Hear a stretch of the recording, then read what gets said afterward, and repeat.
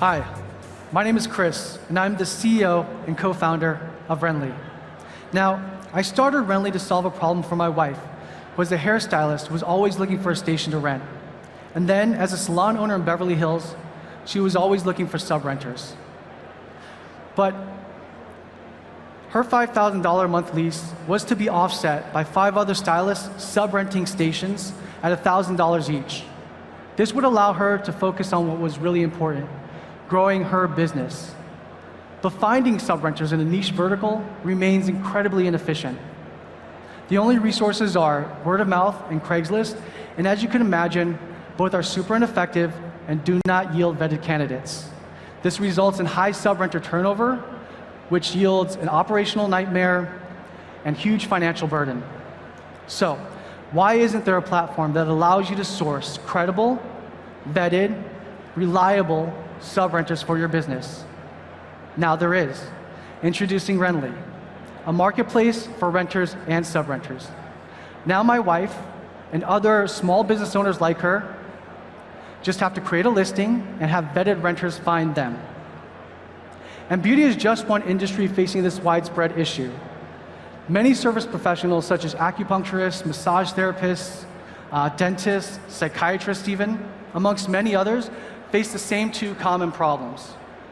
Number 1, service coverage limitations due to a lease's geography. And number 2, the operational stress resulting from high renter, sub-renter turnover.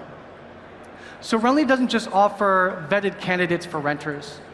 We also offer sub-renters freedom through flexibility. I want you to meet Stephanie. Now, Stephanie is working in my wife's salon in Los Angeles, but just last year, she was panicking in New York after her husband was offered the job of a lifetime in LA. So why did she panic? Because due to the inflexibility of rental options, all of her clients alongside her lease were based in New York. Can we switch to the demo, please? But using Renly, all she had to do now was select an industry, choose her profession, enter the location of where she wanted the space, select the rental type, such as hourly, daily, weekly, or monthly, and like that, thousands of listings popped up in the greater LA area. She clicked on my wife's listing, the decor, the area, the amenities, the pricing, all worked well for her needs.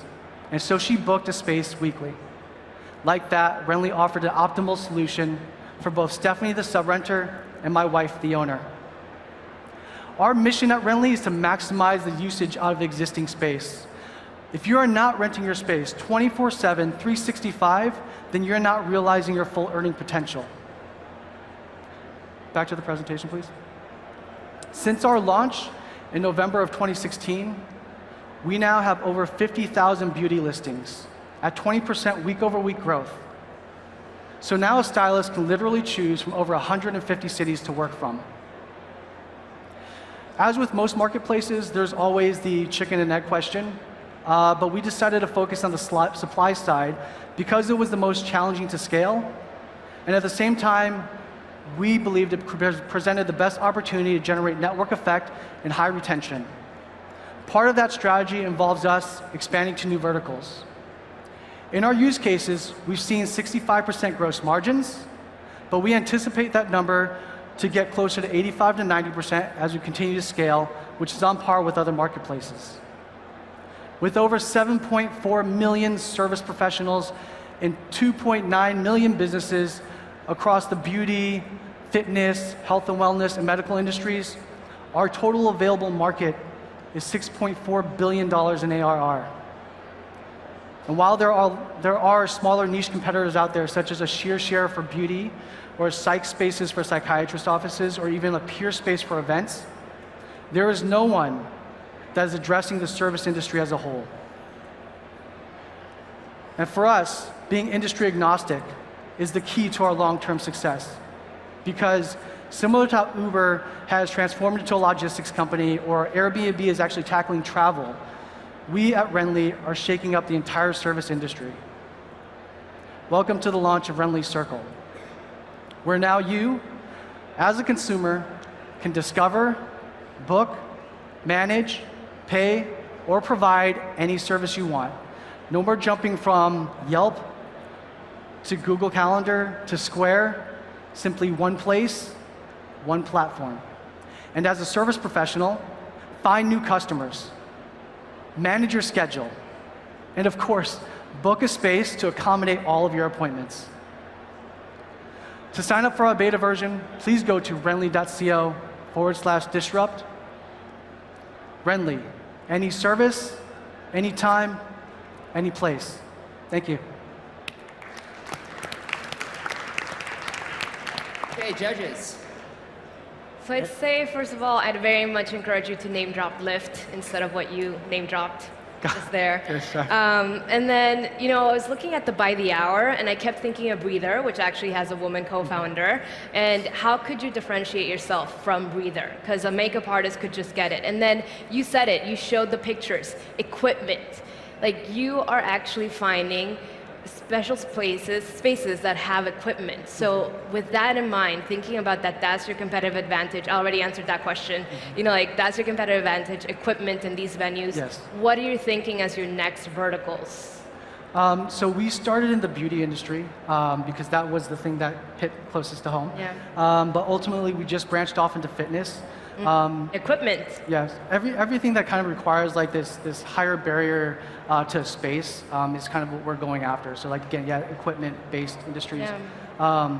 That's kind of like we start with these four, and we're seeing where that might lead. But there's still so much to grow within each of them. So yeah, we'll take it as we go. That's great. Thank you.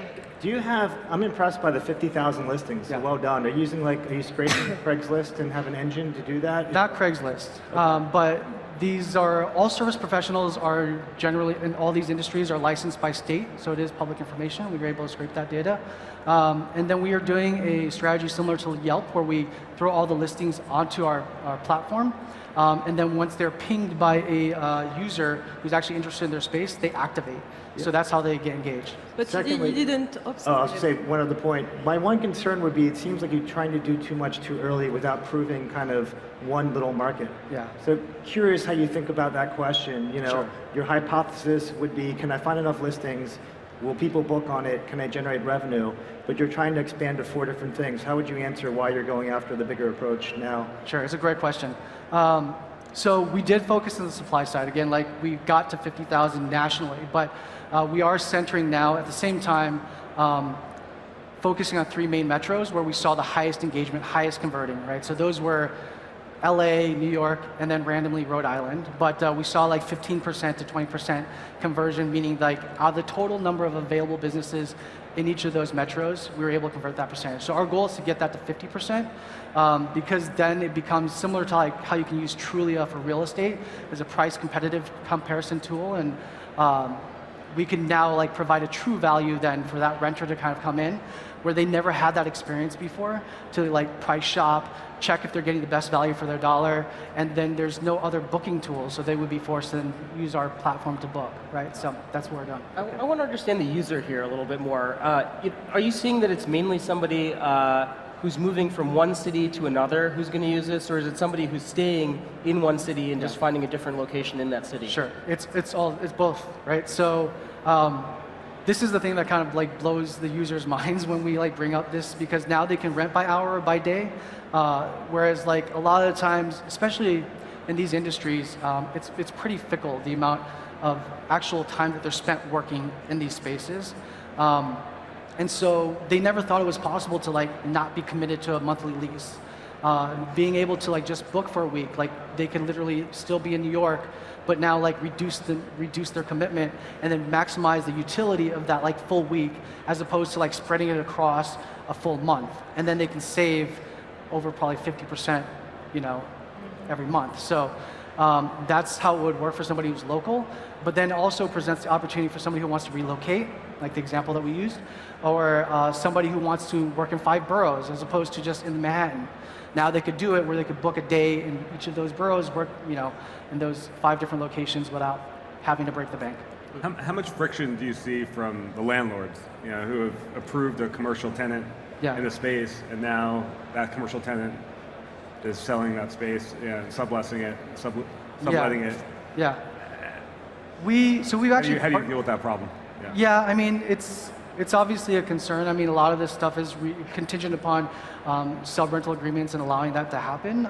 But at the same time, if we can help optimization and allowing like a commercial business owner to get their payments on time because they're not having to worry about this owner like making it and like seeing this turnover, which a lot of these industries traditionally have high turnover. You know, we would anticipate that it wouldn't create that much friction. We've also worked with actually like companies that have in LA, for example, like a Salon Republic, which they have like a bunch of like these office spaces for beauty. And they're more than happy to partner with us because it does eliminate that risk of like seeing super high turnover in their locations. So they're, you know, in those smaller cases, the partnerships that we've created. It'd be great to meet your co-founder. This is Gabe. Hey, what are you up to? But I'm basically in charge of tech, deciding on what platform we're going to run on. So they're not going to be able to hear you. So In charge of tech. He's in charge of tech. In charge of He's tech. in charge of tech. There you go. Okay, yeah. Go ahead. Sorry. More voices. Yes, I'm in charge of designing the applications and how it's going to run and basically help it scale as we get more and more users. That is my main job, but at the same time, I also try to see where we're headed in the future and see if our current platform makes sense or if we shouldn't. We also have 3 other co-founders Yes, too. we do have other co-founders who are also very technical. Don't tell Karine, don't tell her. That's bad. To go further to what Brian said, isn't the real innovation owning one side of the marketplace? Have you thought of being a WeWork for a certain vertical, starting with beauty, or is that more margins and more security for the owner and more money for you? I mean, it's a different business model, you know, like a WeWork. I mean, they're going in, that's kind of like that Salon Republic case that I was bringing up to you. I mean, they're kind of like a WeWork for beauty space specifically, where they go in, they gut out like an actual space, and then they break it up, and then, you know, but they still have to then deal with like that renter issue. Whereas we're much more granular in the process, meaning we're dealing with like renter and sub-renters, right? So it's only when we get granular like that we can offer the flexibility of booking options. If we did do like the WeWork option, like you still then wrapped up in that monthly lease like problem, right? So, Okay. yeah. All right, give it up for Renly. Great work, guys.